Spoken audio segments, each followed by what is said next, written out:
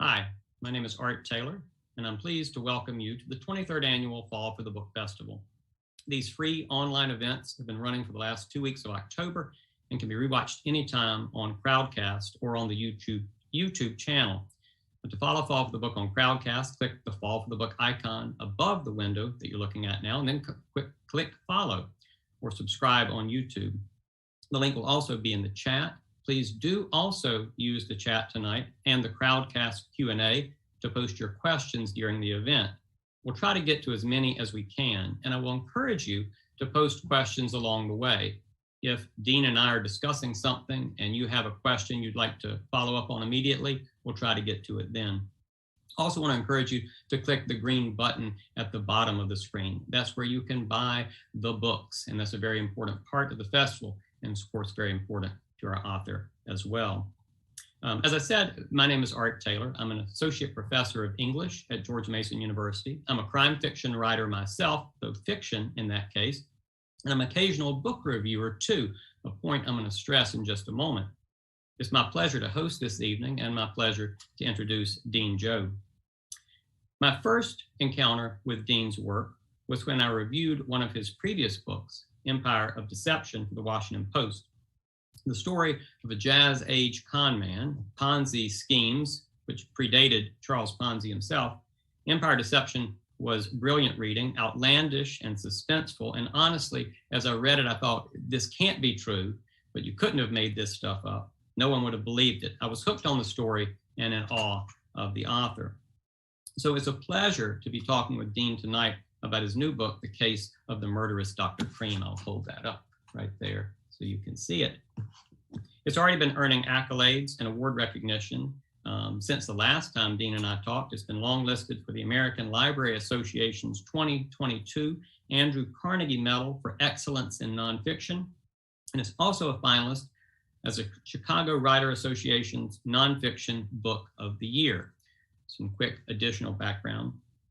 Dean Jobb is a journalist and professor at the University of King's College in Halifax, Nova Scotia, where he teaches in the Masters of Fine Arts and Creative Nonfiction program. He's the author of 8 previous books. That includes the one I mentioned before. His work has also appeared in Crime Reads, the Irish Times, and the Washington Independent Review of Books. And he writes a monthly true crime column, Stranger Than Fiction, for Ellery Queen's Mystery Magazine. Long introduction. Welcome, Dean. Thank you very much, Art. We've talked before, of course. I've enjoyed and admired both of the previous books, Empire of Deception, as I mentioned. I'll give the subtitle of that one. The incredible story of a master swindler who seduced a city and captivated a nation. And the new one that we're discussing today, The Case of the Murderous Dr. Cream, The Hunt for a Victorian Era Serial Killer. In both cases, you seem to be exploring people who've been overshadowed a bit by others from around the same time frame. Leo Koretz of Empire of Deception is not as well known as Charles Ponzi, of course. And while George Orwell said that Dr. Cream's reputation, quote, has stood the test of time, the likelihood is that most readers who think Victorian serial killer today are not thinking about Dr. Cream, but about Jack the Ripper, of course. And my question, I hate to say obscurity, but I am going to use the phrase relative obscurity. Is that relative obscurity part of what drew you to these subjects? Or how did you come to Dr. Cream's story in the first place? Well, it's a great question, Art, because there is a pattern emerging, obviously, and my next book is on a fascinating but little known figure. And I think, you know, I was a newspaper reporter for 2 decades. I still do a lot of journalism, and I like a scoop. And scoring a scoop from 150 years ago is not that easy necessarily. But I guess I'm less interested in retelling well-told stories or oft-told stories, and I really do like to poke around in the attics of history and find out what's been ignored, what's still locked away in a trunk, and I do find that more satisfying. Dr. Cream has been written about in the past, although not recently. Leo Koretz of Empire of Deception, his story was totally unknown. And so I really do enjoy that. And I enjoy, I guess, bringing attention to these little known or forgotten stories. Yeah, I remember when I was reviewing Empire of Deception, I actually looked up the Wikipedia entry, and that Wikipedia entry grew because of your book. So it was interesting the way you were uncovering information at the time. No, I remember, it's funny when you were talking about your review, I remembered how astutely you'd checked for that. And that was true, that only after my book appeared did somebody post a very small, but a Wikipedia entry on him. So Cream had a Wikipedia entry, but I think it's probably in need of some updating now because of some of the new information I found. In terms of Dr. Cream's story, you're in Canada. He had some Canadian connections. Was this a local story in part, how you discovered it, or what brought you to Dr. Cream? Well, yes, as you mentioned, Dr. Cream was Scottish by birth, but grew up in Canada from the age of 4 on, and was a killer in Canada. 2 of his victims. He had another 4 victims in the United States, Chicago and area, and then finally 4 more in London, England. So he killed in 3 countries. He constantly and time and again would get away with murder. He was a suspect in many crimes, and through various, there was never a pattern to how he escaped justice. Sometimes he was even put on trial. But that's what I found fascinating about it. It drew me to his case because there was a Canadian component, but I really wanted to understand how he could get away with it. And that's what led me to really start investigating the state of policing, state of forensics, and the societal factors and his stature as a doctor. All of these things that together went quite a distance to explaining how he was able to kill as many as 10 times. You talk about some of the victims in different countries here. One of the things that both impressed me and surprised me about the book was where you started with it. You mentioned about his childhood a little bit, but the book starts with him leaving prison in America in July of 1891, and then following him to England and some of his crimes there in the 1890s. It's only in part 3 of the book, substantially far into the book, that we step back to the mid-1850s where the story, so to speak, began. And at that point, we're following Inspector Jarvis of Scotland Yard as he does his investigation and uncovers some of that past. So my question, why that structure over the more traditionally chronological one? Well, this is such an important issue, and it's an issue that a fiction writer, of course, has so much more control, but nonfiction writers do as well. Think the devices we see on TV, where we'll suddenly be introduced to a character, a scene, some dramatic event, and then it'll say 3 weeks earlier, or it'll take us back in time. And again, you're looking for that sort of pivotal moment or scene or event that can draw the reader in. And it wasn't obvious in Cream. In fact, I had drafted it with a different structure, but I have to credit my editor, Amy Gash at Algonquin, who just said, well, and this is what a good editor does, pushes a writer to think outside of that box they're in. Is there a better way to tell the story? Could have started with any one of his murders. But she said, could we start with him getting out of prison? And that was the question. So then it was up to me to try to figure out how to make it work in consultation with her. But that's when I realized that I had the device I needed to tell a backstory in what the reader would see as real time. And that's the Inspector Jarvis you'd mentioned. So Cream is released from Joliet Prison in Illinois. In 1891, he has served 10 years of a life sentence for one of his murders, had gotten away with 5 others by that point, and immediately heads to England, where he starts to kill again, and is ultimately arrested as a suspect by Scotland Yard. But at that point, they don't realize at first his past, and when they do, they decide they should know about his previous crimes, previous murders, and they send Inspector Jarvis to Canada and then the United States. And that became my device. So I could tell his backstory with the framework of Jarvis's revelations, discoveries, and I hope it works because it's just a real challenge. But I think it's also satisfying for the reader to not start with "he was born on," and of course that would be the worst way to start a book like this. But it was I think it was unique. It was something that almost organically grew out of the material I had and this wonderful Scotland Yard investigation, which really delved into Cream's past and filled in so many blanks, as I would be tracing his past anyway. Yeah, it's interesting if we think about, well, it's a common comparison, maybe, historian and detective. We're talking about following Inspector Jarvis, uncovering those crimes, but you're also tracing some of your own discoveries as a historian, going back and sharing the fruits of your research from the greater perspective of time. So 2 questions here. The first of those about historians and detectives.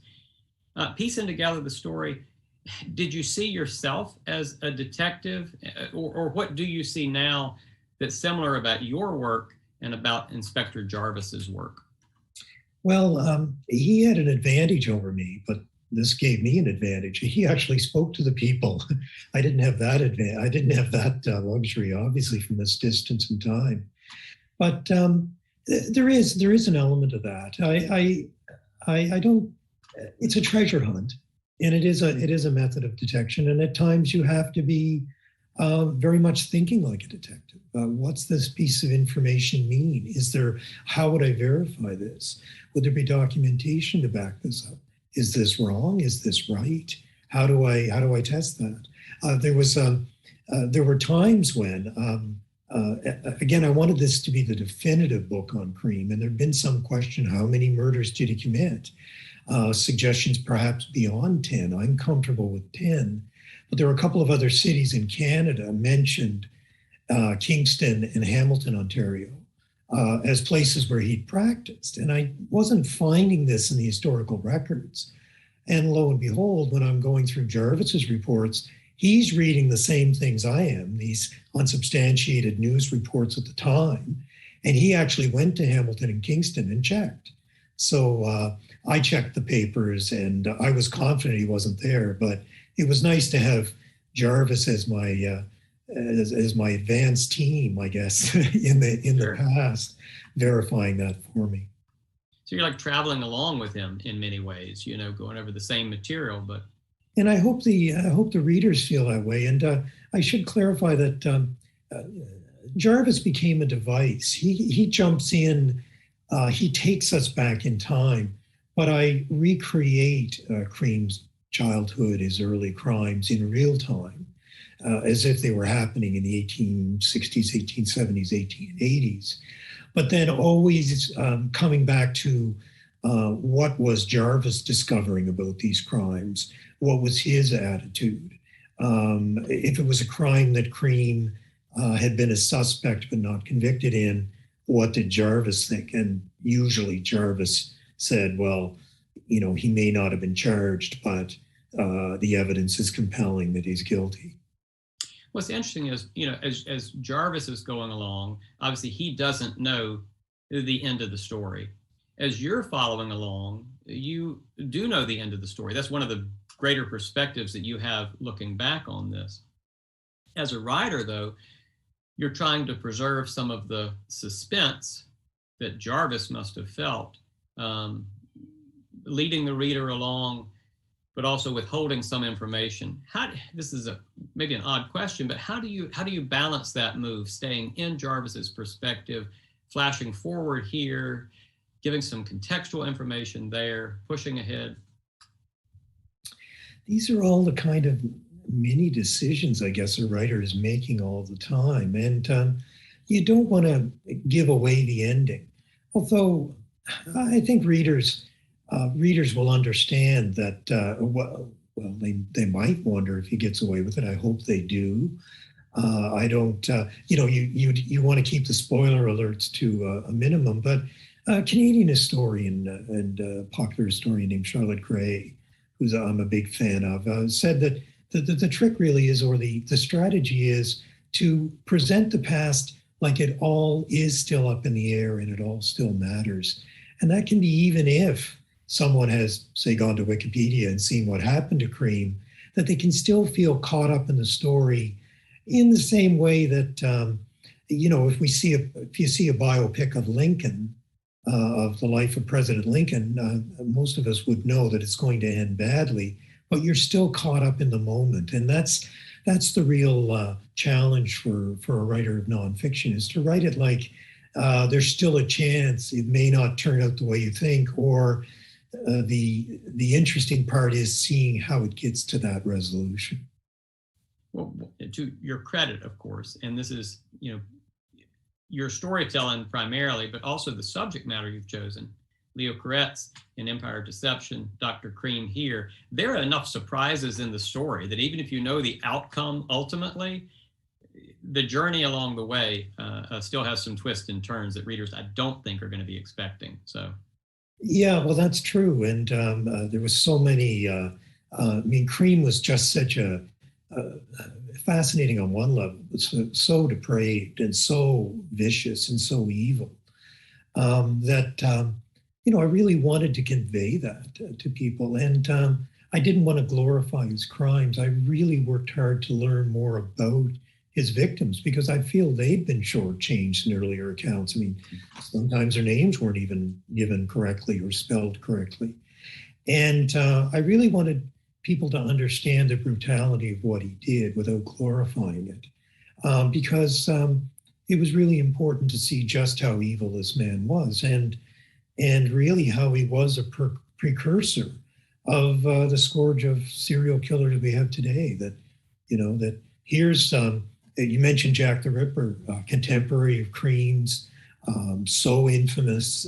His story seems to will never fade away. But Cream was of that era, and it's an era when the term serial killer didn't exist, that no one knew what to call these new kinds of monsters, and wanted to convey that too. And Cream is, his case did he actually lead to a legal innovation that made it easier to trap serial killers, something called similar fact evidence. Cream was not tried for all the murders they suspected him of in London. He was charged with one, but evidence of his other crimes were allowed under a new evidentiary rule that actually still exists today. Yeah, and that's one of the surprises, I think, in the story. Not that you have spoiled it in any way, of course. There's plenty to discover there about some of the legal machinations and maneuverings of things. I've got a second follow-up question about Inspector Jarvis, but in the meantime, a question from the audience that I think would be good. Speaking of Dr. Cream, speaking of Jack the Ripper, as you did, and what people remember today, why do you think that Dr. Cream has not been recognized in the same way, has been largely forgotten by history, has not been recognized as Jack the Ripper has? Well, no spoiler alert to say that Cream is actually identified as the killer. The case of the Murderous Dr. Cream gives that part away. But of course, nobody knows who Jack the Ripper was, and that, I think, is the difference. There is a resolution in Cream's case. There's an unmasking of the culprit, and that I think is a compelling factor. Closure, if you will, I guess is what we call it today. Whereas Jack the Ripper's case is still open wound, and it's that. A lot of the fascination with his crime is just this almost parlor game that's gone on for over a century of who might it have been, and the sort of endless speculation. And a British author named Hallie Rubenhold, in a book called The Five, did a really good job of turning that story on its head. The five are the agreed on number of victims of Jack the Ripper. And she wrote the story from their perspective, which was a really refreshing thing, because, when you see the vast amount of stuff and speculation about Jack the Ripper, you do wonder, where will it all end? But that's the best explanation I can think of, that it will go on because it's one of those unsolved mysteries. You mentioned about the resolution to this story. You mentioned about the unmasking. I've talked about the suspense along the way. That leads to my second question. Scotland Yard earned a bit of criticism at the time for their handling of Jack the Ripper and for mishandling some aspects of the Dr. Cream investigation as well. Now, more than a century later, different perspectives. How do you view that investigation, the missteps and the triumphs both, and what do we learn about the era of detection in terms of the biases and all that might have contributed to that journey that they took? There's a lot of blame to go around in Cream in terms of this approach I took. Is how did he continue to get away with crimes? Mistakes were made in Canada. Chicago police made mistakes. Ultimately, the authorities in Belvedere, Illinois, a city north of Chicago, Cream was convicted there of a crime. He was supposed to go to prison for life, but was able to, I think my evidence is pretty clear, buy his way out of prison in early release, which enabled him to go to London. Well, then he became Scotland Yard's problem, as you say. And there were some challenges for Scotland Yard. The first of what would be Cream's 4 murders was believed to be a suicide. But Scotland Yard really should take it on the chin for that, because even in their internal notes, and one of the things I had access to was the entire Scotland Yard file is archived in London. And they believed it was suicide, even though there was a notation on the file. How could this victim have gotten hold of strychnine, the deadly poison that became Cream's weapon of choice? How could someone get this poison that was only available to doctors? And but unfortunately, that lead was lost. He killed again within days, but that crime, that death was, despite obvious signs of strychnine poisoning, was attributed to natural causes. So already Cream's gotten away with 2 murders that nobody realizes have happened. And it took a double murder in April of 1892 for Scotland Yard to really start realizing that the press were starting to get wind of this. There were rumors that there even was a name for Cream before he was identified. The Lambeth poisoner was on the loose. Ultimately, Scotland Yard did connect the dots, but I did see in the file all of Cream's victims in London were sex workers. There were complaints that these women were unreliable, that they weren't cooperating with the police. Well, of course they wouldn't, because they were often subjected to arrest by the police. And you did see a certain mindset that was involved. And as well, part of Cream's modus operandi was to write blackmail letters. He never collected a cent, but he accused very prominent people of his crimes. And ultimately at trial, the judge raised his eyebrows and was quite critical of Scotland Yard, because they seemed to take the potential blackmail by this unknown person who was Cream. They took that seriously, involving members of parliament and prominent doctors, but they didn't seem to be quite as excited about the deaths and the bodies that were piling up in Lambeth. I've got a question about the victims, and as you said, the book tries to give equal treatment to them. But one more question about the investigation before we get to that. If Jack the Ripper has been overshadowing some of our conversation now, and certainly overshadows the crime at the time in some way, or cast a shadow on it, there's another figure, a fictional character, who overshadows some of this too, and that's Sherlock Holmes. The popularity of Sherlock Holmes overlaps with much of this story.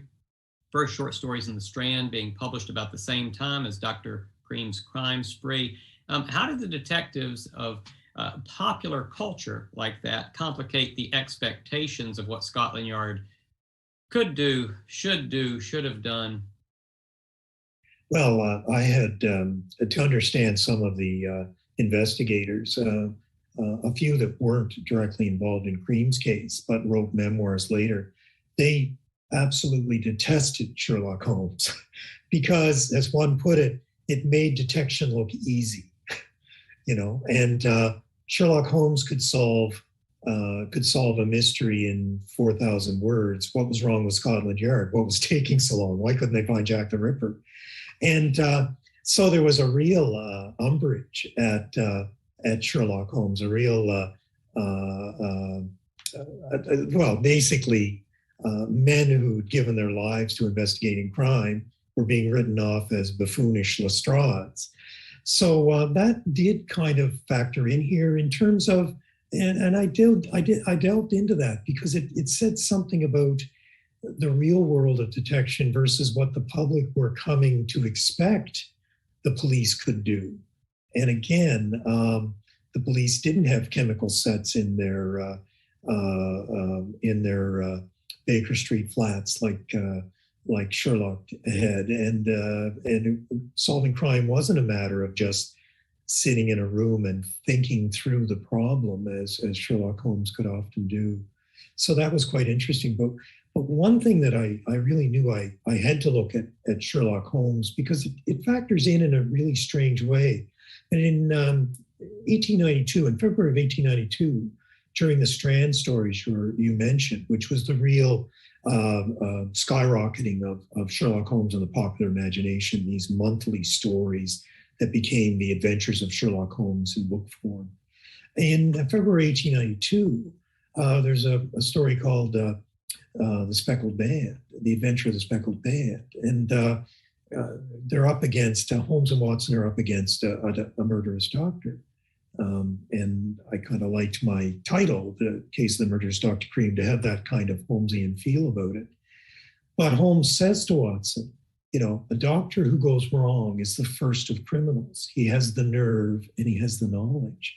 And it was so chilling to think as that was being published and then read in the Strand, this doctor with nerve and knowledge, this accomplished Canadian doctor who was killing people, Dr. Cream, was loose and at large in London, and was proving to be very difficult to catch. We've got a group of characters here, actual people, obviously, though I'll get to that question of fictional techniques for nonfiction in a minute as well. But we've got these group of characters that you're trying to bring to life here, that you're trying to understand. Dr. Cream, we'll get to in a minute. The women who are victims here, you mentioned that as well, trying to give their stories, bring their stories to life, histories that could have been forgotten. In many ways, even though the focus is on Dr. Cream and the crimes, in many ways, those crimes give us an insight into the larger era. You mentioned sex workers, you mentioned that aspect of the times and the culture. Generally, how women were viewed at the time, the challenges that they faced economically, the expectations that were placed on them, the prejudices against them. How does all of this, the crimes and the book itself, begin to give some insight into that world as well? And was that consciously something you were aiming for? Well, I mentioned about the prostitutes that he murders in Lambeth. 9 of his 10 victims were women, and most of the other women he killed were not sex workers. They were young women who become pregnant out of wedlock at a time when one observer described this as a living death. They were desperate to end their pregnancies. They were desperate for an abortion, which was illegal. And this was a service Cream provided. So this was a really chilling aspect of, I believe, of his story, that so many young women were driven into his clutches. I mean, Cream didn't have to stalk many of his victims. They came to him seeking help, and he just cruelly betrayed this trust. And that is such a chilling aspect, as I said, of the story. But it's all driven by the total lack of options that these women were given by the oppressive stifling society they were living in. And so that, I thought that was really important to make sure the readers understood that these women didn't deserve to die just because they'd gone to a doctor. And as well, I thought it was important, and it played out many times in terms of these crimes, to see how Cream's stature as a doctor, how he used his credentials, how he used his standing as a medical professional to evade or cast aspersions or deflect suspicion from himself. And in fact, on top of the trial where he's convicted, he actually stood trial at one other time for the death of a patient. And his defense amounted to, I'm too skilled a doctor to have botched this operation. And a jury believed him and acquitted him. So it was really important to see how the doctor, as a doctor, he was often given the benefit of the doubt, up to and including the very end. In 1892, some of the Scotland Yard investigators discounted Cream, who was an obvious suspect. He fit the descriptions of the man who was giving out poisoned pills poisoned with strychnine. They just shook their heads and said, well, no, he can't be. He's a doctor. So a lot of this is not just about, obviously, gender, it's about class as well. You mentioned about some of the legal precedents that are set during the trial that have a longer ramification. Was this a turning point in some way at the time in terms of victims who might otherwise have been dismissed, coming to the forefront about class issues being taken into account, or is that a step too far? Probably a step too far. It might be on a minor or a small level. It certainly exposed the problem because, as I said, it came out in court when the judge really took aim at the main investigator when he was on the stand and said that he was incredulous that more effort was not taken to identify one of the victims of these murders, especially in the context of all of the resources Scotland Yard seemed to have put into these blackmail letters. And ultimately, the blackmail letters were instrumental in identifying Cream. So that was there, I think. And what I also saw, I think it's important in this sense, that what you also see is this is all happening in London within 3 to 4 years of the Whitechapel murders of Jack the Ripper. You could see in the press coverage, you could even see in the police reports, a real dawning, an understanding or a realization that there were new kinds of monsters, serial killers out there. And Cream was so puzzling because he didn't seem to be insane. He was never assessed as insane. He never pleaded insanity. And what he did was madness. This serial poisoning of women he was connected to because he was usually their doctor, at least before he went to London. And then, of course, he was the customer of these sex workers in Lambeth. He wasn't so distant that he wouldn't be possibly connected to them. And but he brazenly went ahead, as one newspaper said, seemingly killing for the sake of killing. And there did seem to be a realization that something new had happened here, a new kind of monster was emerging. That's one of the questions I have, and it has persisted for me beyond reading the book, the end of the book. You are terrifically detailed about Dr. Cream's crimes, the murders, the letters, the blackmail attempts, but his motives, as you're beginning to talk about, the psychology behind those crimes, that sometimes seems a little more difficult to pinpoint. As you mentioned, one of the early studies of these crimes, 1923, in the notable British trial series, quote, struggled to understand what drove Dr. Cream to kill. You chart the development of our more contemporary idea of the serial killer. You revisit that question of sanity and insanity as you just did. Has time given us any greater perspectives than what they thought at the time, or in 1923 even? Or are there some aspects of Dr. Cream's story that seem still out of reach to you? Well, first of all, the expectation when he stands trial in the Old Bailey in London, the expectation of the prosecution was that he would plead insanity. In fact, they had 4 psychiatrists in the courtroom taking notes. Unfortunately, those notes haven't survived that I could find. It was a real shame because it would have been fascinating to know. It's kind of it's hard to know when you're doing nonfiction, how far do you play amateur psychologist and how far do you put your subject on the couch? I tried to pinpoint some of the potential factors that might have been lurking here, but you know, did he have a horrible childhood? No, he grew up privileged in a wealthy family in Quebec, Canada, went to the finest medical school in Canada, did post-grad studies in London and Edinburgh. There was none of that. Somewhere, though, there was narcissism. He had the pampered existence means he alienated a lot of his fellow students at McGill University, where he took medicine, by his flashy display of his fine clothes and his expensive jewelry. And, you know, in terms of what triggered his hatred of women, his mother died when he was young. Well, he was 19. He wasn't that young. He was devoted to her. But again, I mean, I think you could turn these stones over and say, aha, but I don't know if you're any closer. What's clear is that he started to target women, partly because he was offering a service many women needed. And that really rapidly developed into a loathing for women. And by the end of it, he was quoted as telling people he met in London that the sex workers of Lambeth, for instance, were cattle who should be eliminated.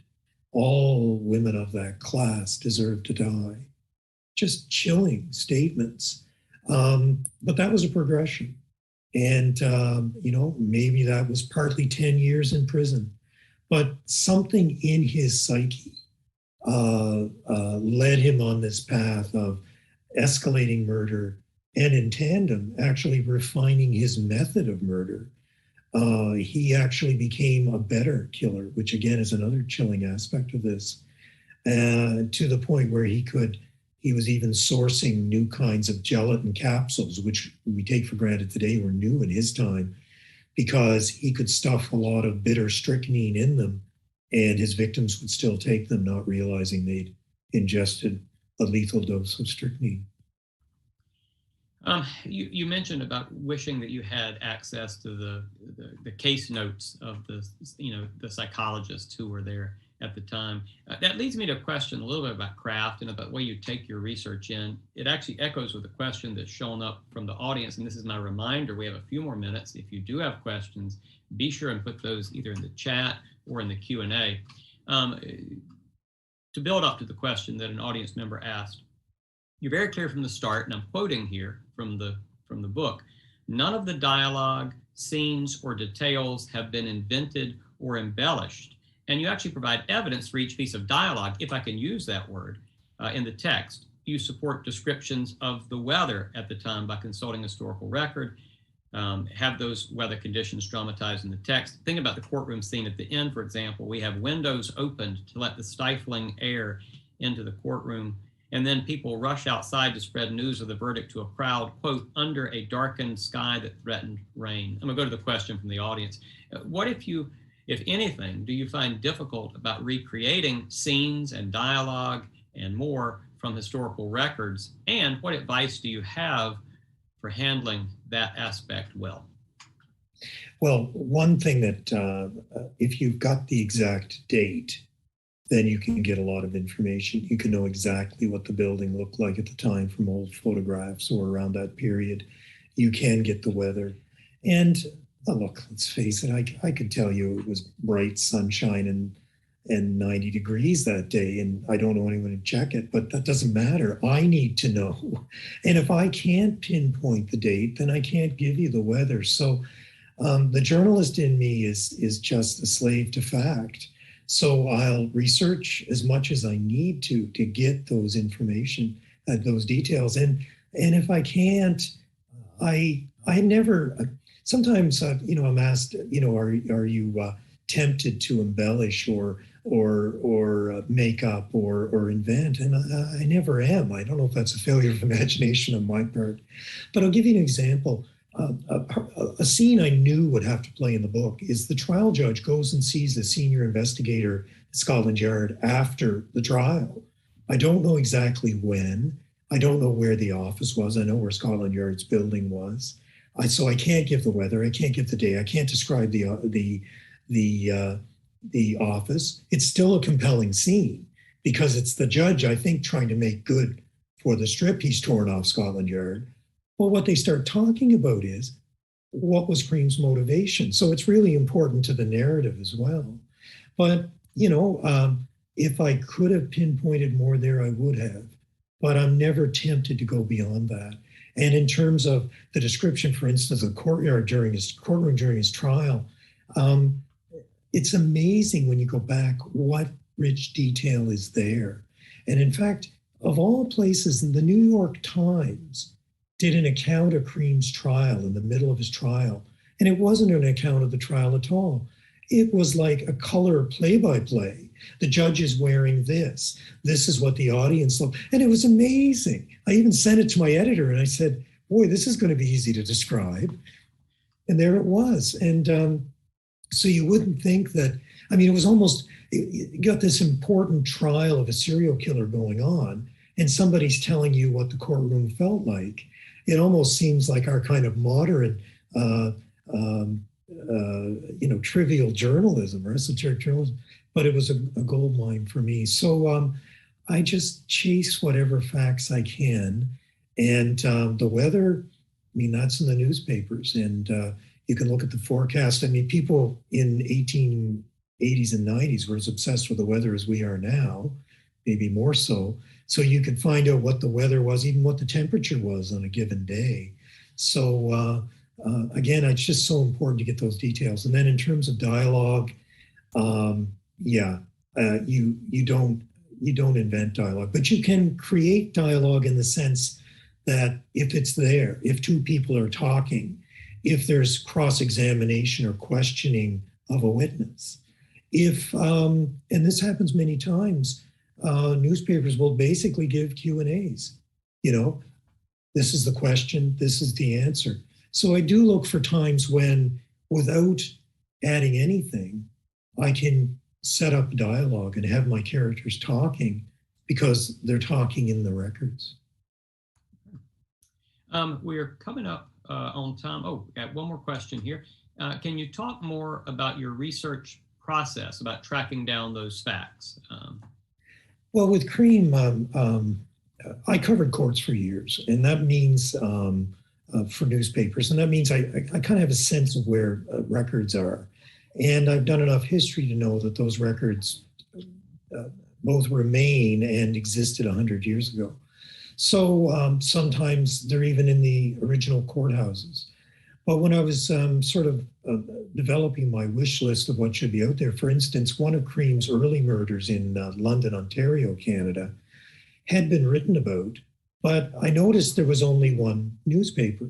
So I knew there were two.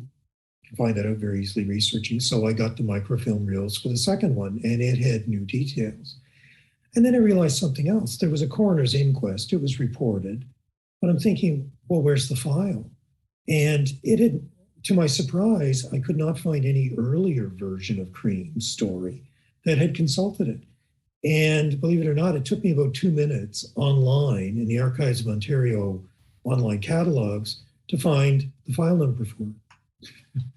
And it was full of new materials.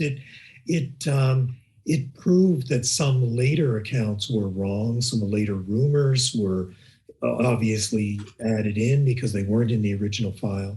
So example after example I could give like that, but it's really, I tell my students that the facts are out there and assume that there's a document somewhere. That file I just mentioned, the inquest file, could easily have been destroyed or lost in a fire or misfiled, but I only found it because I thought it should be there.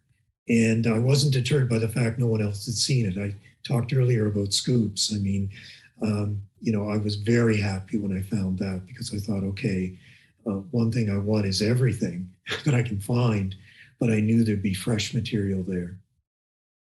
I'm ask a little follow-up to that, in part because we're not traveling as much as we used to, and maybe all of us wish we could travel a little bit more. Was it fun visiting Scotland Yard and the archives there, or going through records there? What was that experience like? Well, I think this is absolutely essential. And yes, I managed to hit the pandemic travel restrictions correctly, if one of a better word, if there's a way to put that, in that I was doing my writing. I had done my traveling. I was last in London in 2019, just ahead of it. So, but I think it's essential to go, one, because of getting these documents yourself. For instance, that inquest in Ontario, I could have had a researcher or the archive send it to me. It wouldn't have cost much. But I knew I was going to do something I couldn't get someone else to do. I was going to look at every inquest for the year Cream was there in case there were other murders or he was named as a doctor in another patient's death. He wasn't, but I needed to do that. But as well, I want to see whatever exists of the world. Courthouses often still exist. Scotland Yard, the building is still there that was headquarters at the time. St. Thomas's Hospital is still there where Cream studied. And many parts of Lambeth, while changed, the street layout's the same. So I was able to walk in his footsteps, if you will, there, in Chicago, in other places. And I think that's really important because I want to give you that feeling. I want to transport the reader in time. And to do that, I've got to transport myself there in real time, I guess. Well, it works. It's a remarkable book. I'm going to use that as our end. We're right on time there. I want to thank, obviously, Dean Jobb for coming tonight. Thank everybody in the audience for attending this evening. A reminder, there is a green button, and you can click that and buy the book and immerse yourself in this history as well. It's a fascinating and suspenseful and enlightening study overall. There are more events ahead this week. Do tune in. You can find the full schedule at fallforthebook.org. So thank you so much, Dean, for coming tonight. Art, thank you, and everyone at Fall for the Book. Really appreciated this. And thank everybody for coming.